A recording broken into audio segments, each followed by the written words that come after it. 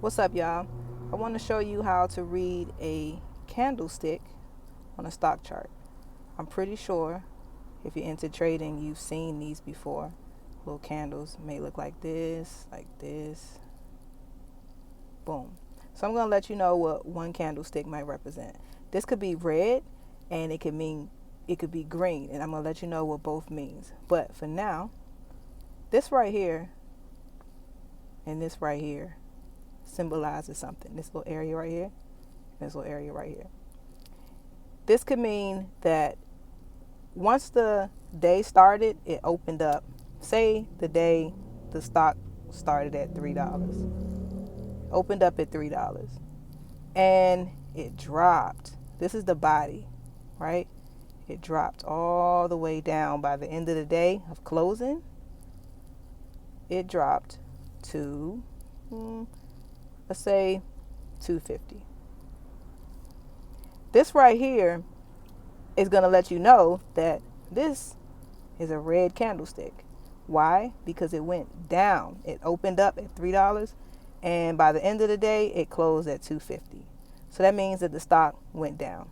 Now, these lines right here symbolizes the high of the day and the low of the day.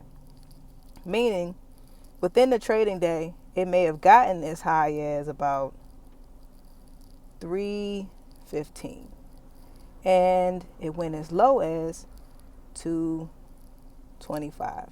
Now, I'm just making these numbers up, but you get what I'm saying. So within the day, in one trading day, this stock may have hit as high as $3.15.